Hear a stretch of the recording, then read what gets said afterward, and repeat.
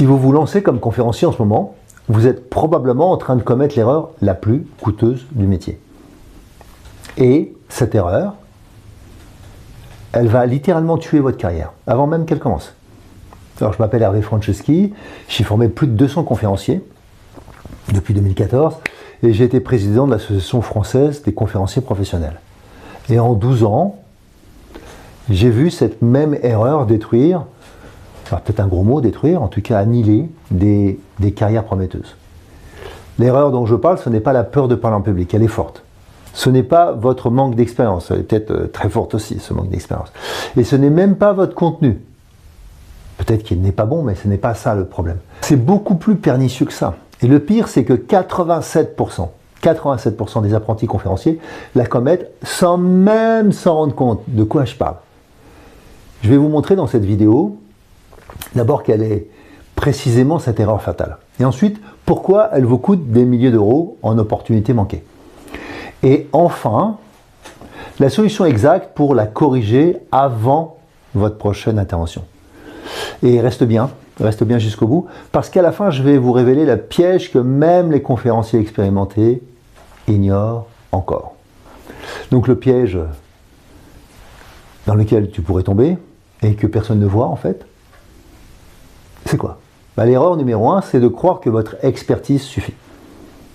Vous êtes un expert en écologie, en sciences, en management, en burn-out. Vous avez un parcours incroyable, des diplômes, 20 ans d'expérience. Eh bien, ça ne suffit pas.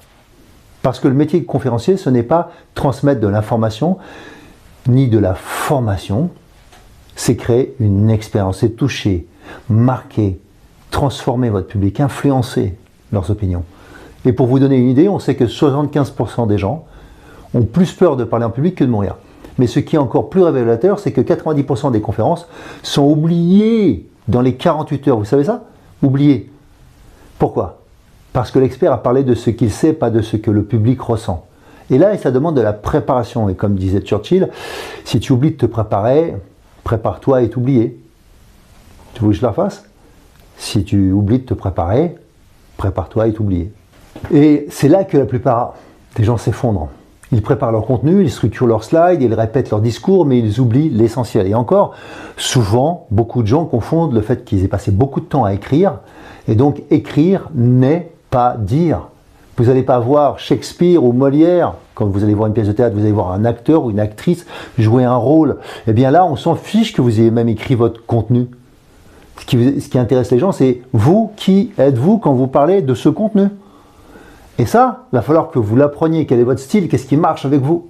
Je prends le cas réel de Sophie. Laissez-moi vous raconter l'histoire de Sophie. Sophie, c'est une ancienne directrice commerciale, plutôt brillante, 15 ans d'expérience, elle décide de se lancer comme conférencière sur le thème du leadership au féminin. Elle investit 7 500 € dans une formation concurrente, pas la mienne. 6 mois de travail, elle prépare sa conférence, elle crée ses supports, elle répète pendant des semaines. Premier événement, une salle de 80 personnes, à la fin de sa conférence, quelques applaudissements, mais je dirais poli. Aucune demande de devis.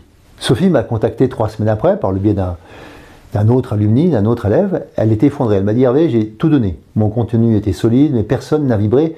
Qu'est-ce qui n'a pas marché ?» Eh bien, ce qui n'a pas marché, elle avait fait une présentation. Même, je dirais, une formation, mais pas une conférence. Elle avait transmis de l'information, elle n'avait pas créé de la connexion. Et surtout pas de la connexion émotionnelle. Elle n'avait pas raconté d'histoire. Elle n'avait pas fait vivre quelque chose à son public. Je ne dis pas qu'il n'y avait pas d'histoire, mais elle n'était pas architecturée, elle n'était pas structurée. Et donc, la vérité fait mal. Si vous ne réussissez pas comme conférencier, ce n'est pas parce que vous manquez de talent. Ce n'est pas parce que le marché est saturé. Ce n'est pas parce que vous n'avez pas le bon réseau ou que vous avez trop peur. Non, non, non. C'est parce que vous confondez savoir et transmettre. Un conférencier remarquable, ce n'est pas celui qui en sait le plus, c'est celui qui fait ressentir le plus, qui fait vivre le plus, qui influence le plus, qui donne envie le plus. Et ça ne s'invente pas, ça se travaille, ça se structure, ça s'apprend. Bien sûr, il y a des gens qui ont travaillé déjà ça avant d'arriver à la conférence, mais la grande majorité, non. Et durant cette formation de devenir conférencier remarquable et mémorable, on vous apprend non seulement à écrire une conférence, mais on vous apprend aussi à créer une expérience émotionnelle. Dans le processus de l'écriture, c'est inclus. Alors on utilise une méthode en 5 étapes que j'ai développée sur le terrain avec plus de 200 conférenciers, et cette méthode, elle transforme votre expertise en message qui marque. Parce que les gens n'achètent pas votre expertise, ils achètent la transformation que vous leur permettez, que vous leur promettez, que vous induisez chez leurs collègues, chez leurs employés. Et cette transformation, elle passe par l'émotion, par le storytelling, par votre capacité à créer un lien invisible entre vous et chaque personne dans cette salle. Voilà.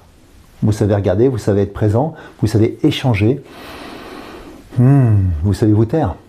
Alors comment corriger ces grandes erreurs? 3 choses à faire maintenant. 1. Arrêtez de penser contenu seulement. Pensez impact. Posez-vous cette question, qu'est-ce que je veux que mon public ressente? Qu'est-ce que je veux, avec quoi je veux qu'il reparte à la fin? 2. Maîtrisez le storytelling. Chaque message doit passer par une histoire, une vraie, personnelle, incarnée, et pas une histoire d'un autre ou que vous avez lu. Et 3, vous allez devoir passer du temps à vous professionnaliser. Il faut que vous soyez filmé, il faut que vous vous habituez à faire la différence, donc on va retravailler sur votre contenu. Notre formation dure une semaine intensive, vous repartez le samedi soir avec une conférence filmée, pas un PowerPoint. Donc c'est un contenu prêt à être déposé sur votre chaîne YouTube pour pouvoir vous vendre. Et ensuite, on va pouvoir travailler avec les experts sur vos aspects marketing, vos aspects de communication, vos réseaux sociaux, la manière dont vous allez devoir écrire, vos titres, comment ça fonctionne, et puis votre prospection et votre vente. Alors maintenant, vous avez 2 options. Option 1, vous continuez à croire que votre expertise suffit. Alors bonne chance. Vous tentez votre chance tout seul. Vous allez perdre du temps, de l'argent et vous finissez par abandonner comme 87% des autres. Option 2. Vous prenez rendez-vous. 15 minutes, 30 minutes avec nous. On discute de votre projet, de votre profil et je vous dis exactement si cette formation peut vous faire passer au niveau supérieur ou pas. Le lien est en description là.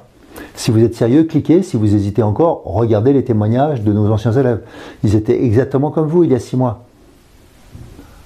Votre expertise mérite d'être entendue, mais pour ça, il faut qu'elle soit ressentie. Votre expérience a de la valeur.